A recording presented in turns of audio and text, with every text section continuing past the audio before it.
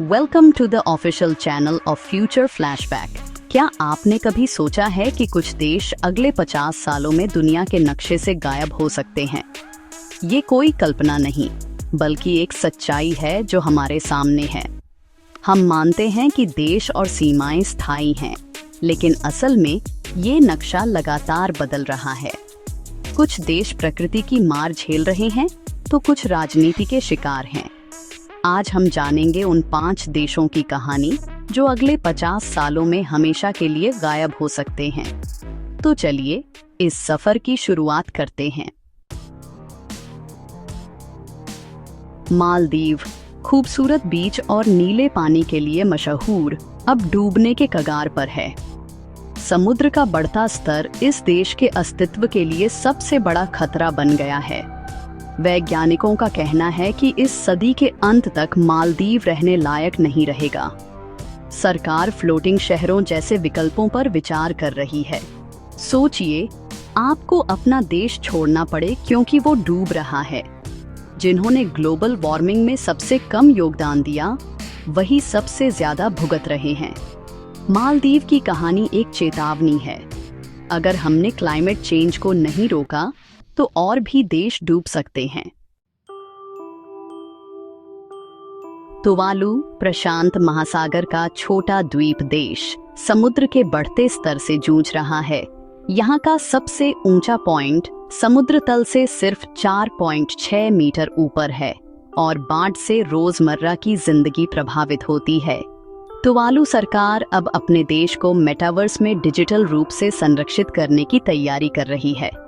यह टेक्नोलॉजी की ताकत और हमारी सामूहिक असफलता का प्रतीक है।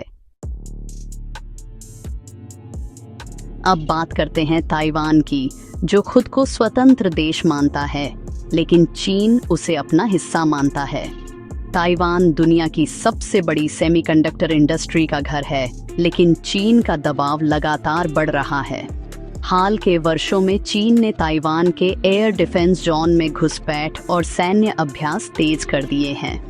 ताइवान की जनता लगातार खतरे के साए में जी रही है। सवाल है, क्या ताइवान अगले 50 सालों में स्वतंत्र रह पाएगा? अगर चीन हमला करता है, तो क्या अमेरिका और उसके सहयोगी मदद करेंगे? ताइवान का भविष्य सिर्फ उसके लिए नहीं, बल्कि पूरी दुनिया की स्थिरता के लिए अहम है। अब बात फिलिस्तीन की, जो बनने से पहले ही गायब होने के खतरे में है। फिलिस्तीनी क्षेत्र वेस्ट बैंक और गाजा पट्टी में बंटा है। दोनों जगह हालात बेहद मुश्किल हैं। वेस्ट बैंक में इजरायली बस्तियों का विस्तार और गाजा की नाकाबंदी ने फिलिस्तीन को और भी कमजोर कर दिया है। राजनीतिक अस्थिरता और बाहरी दबाव ने स्वतंत्र फिलिस्तीन की संभावना लगभग खत्म कर दी है। 2 स्टेट सॉल्यूशन की बात तो होती है, लेकिन जमीनी हकीकत इसे नामुमकिन बना रही है। फिलिस्तीन का भविष्य आज भी अनिश्चितता के अंधेरे में है। आखिरी देश है स्कॉटलैंड, जो अपनी मर्जी से नक्शे से गायब होकर नया देश बनना चाहता है। 2014 में हुए जनमत संग्रह में स्कॉटलैंड ने यूके में बने रहने का फैसला किया, लेकिन ब्रेक्जिट के बाद हालात बदल गए। स्कॉटिश नेशनलिस्ट पार्टी अब फिर से आजादी के लिए जनमत संग्रह की मांग कर रही है।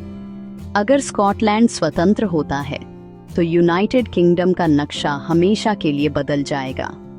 यह दिखाता है कि देश का गायब होना हमेशा तबाही या युद्ध से नहीं, बल्कि लोगों की इच्छा से भी हो सकता है। यह लोकतांत्रिक बदलाव की मिसाल है। ये थे 5 देश जिनका भविष्य अनिश्चित है। मालदीव, तुवालू, ताइवान, फिलिस्तीन और स्कॉटलैंड। इनकी कहानियां दिखाती हैं कि दुनिया का नक्शा स्थायी नहीं है। इसे प्रकृति और राजनीति बदल सकते हैं। क्या मालदीव और तुवालू बचेंगे?